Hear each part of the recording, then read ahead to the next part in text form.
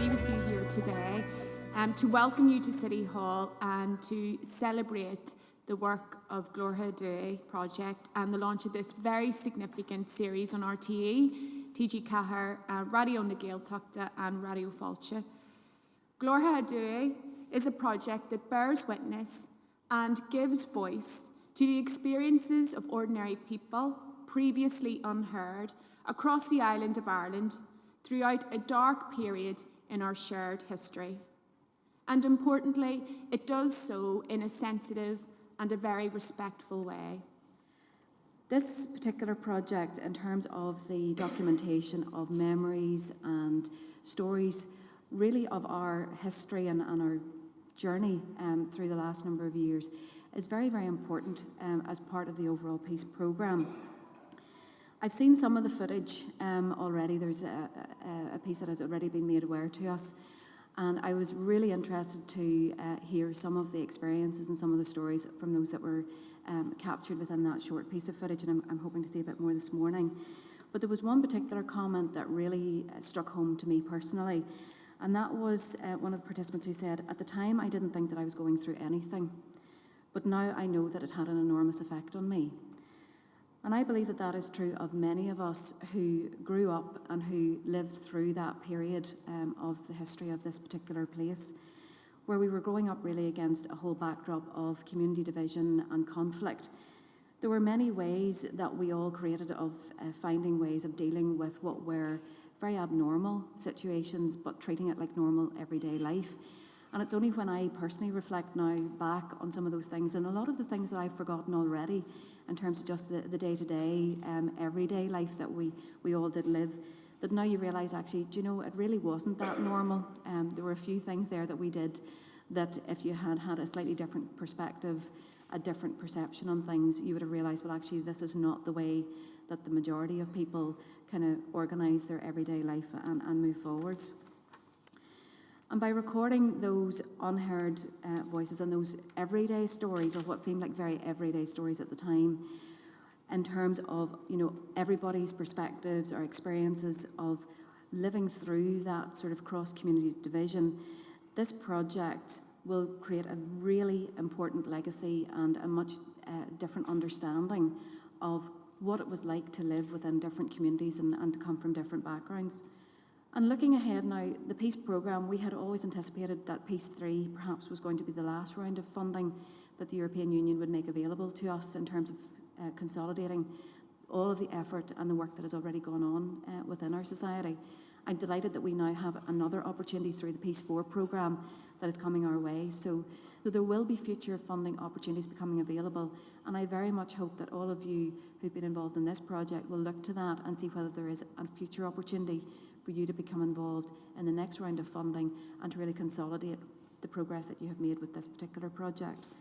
But for now, I just want to pay tribute to all of those who've been involved in the delivery of this project. As has been mentioned, it's not the easiest process in the world. There is bureaucracy, unfortunately. We're hoping it's going to be simpler as we move forward into Peace 4.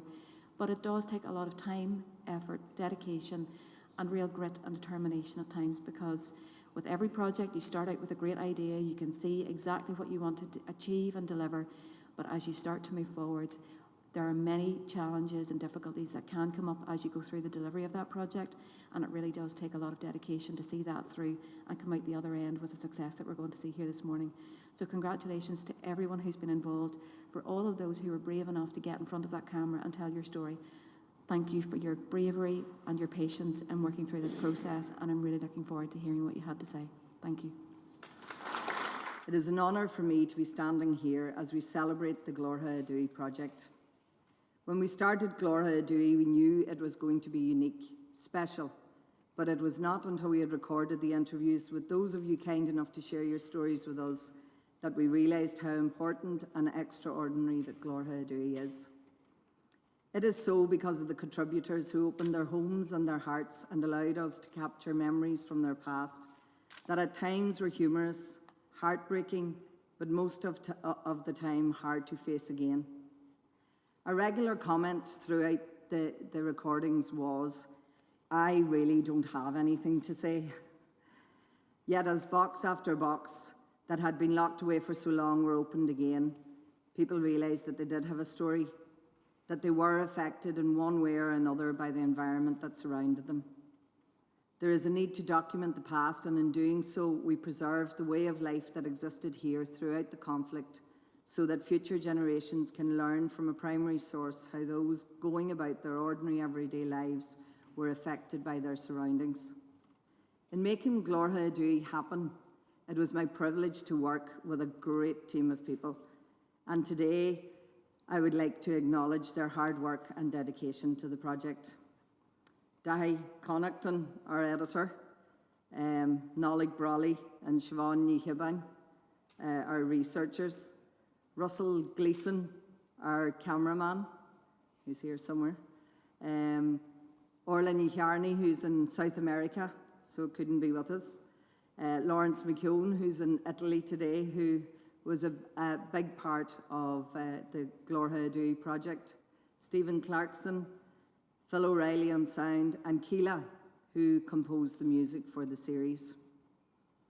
I'd like to thank Raidio Failté who initially sanctioned the project for RTÉ, and throughout the project, the hands-on advice I received from Kevin Cummins from RTÉ, and Michal O'Malley from TG Ceathair, and more recently Princess Nigrania.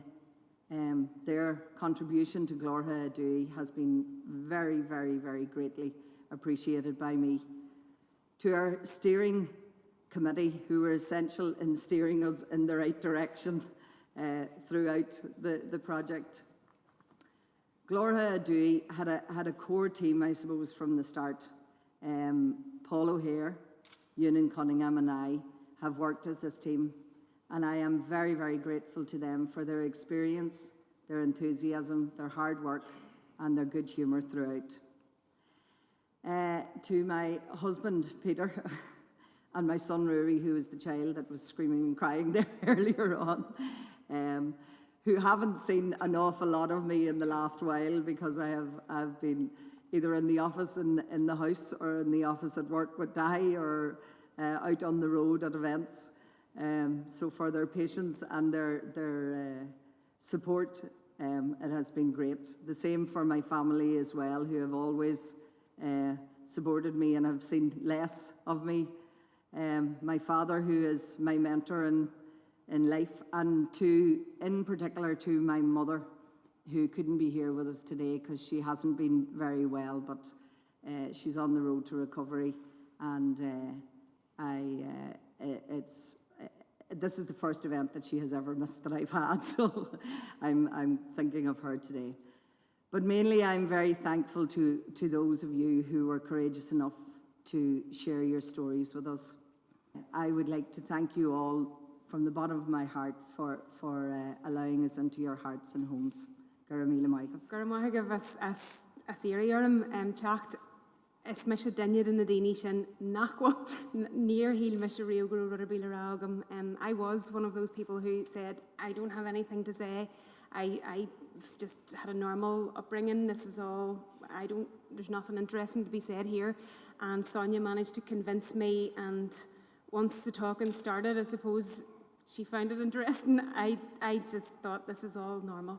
To me, growing up here was normal, but the reason why I did do this and agreed to do it in the end was for my own children.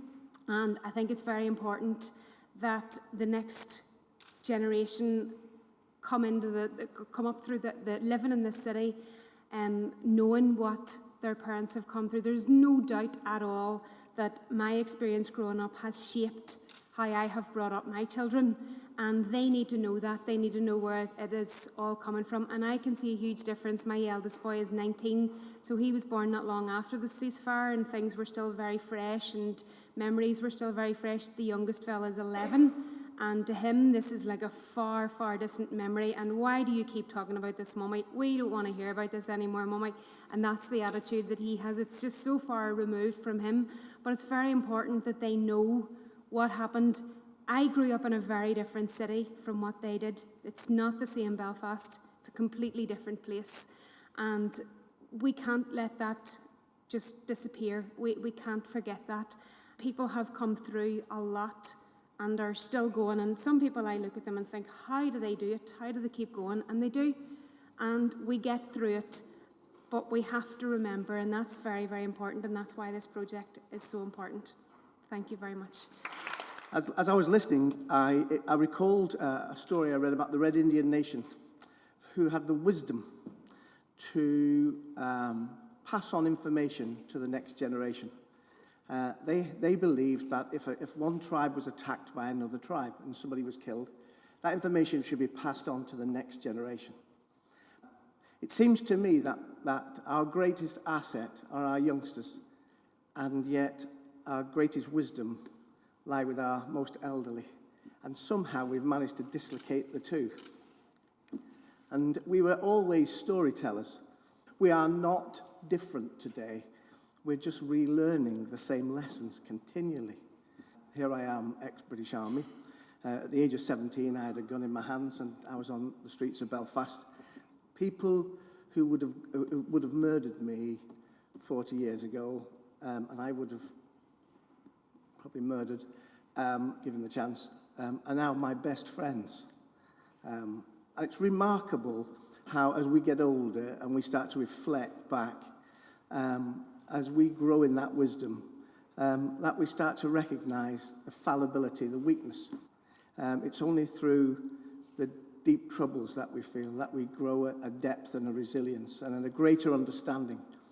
I often say to people, we work on the streets of Belfast a lot, and we work in schools. I often say to people that for anybody to grow, they have to first of all cross the line so they can look back and understand it. What futures we're going to have as a society are based around what we tell our children. So I reflected on whether I wanted to be involved in this or not, and I knew I had to be, whether I wanted to or not. So I want to say, well done. I think this is probably one of the most important pieces of work that I have ever been involved in. Thank you. Like Joe and like Jacqueline, I felt I had to do this for my children and for all the young folks around us. Myra Andrews and myself were in College to First just before Christmas as guests, part of the initiative, and I was astounded and pleased at the questions and the understanding of the young folks on the day, and they were wearing a green uniform, the same as my kids wore to the grammar school in Downpatrick, and the young fellas had the same build as my son Michael. And afterwards, two of them came up and they thanked Myra and myself for coming and for participating. And it brought a lump to my throat, because I just thought, sure, we're all the same, it's brilliant. It's my Antura done Amatala Chacht.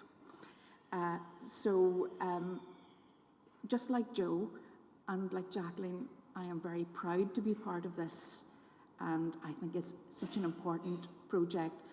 Ordinary people learning from other ordinary people who have their stories to tell. Gurmagad Asestra.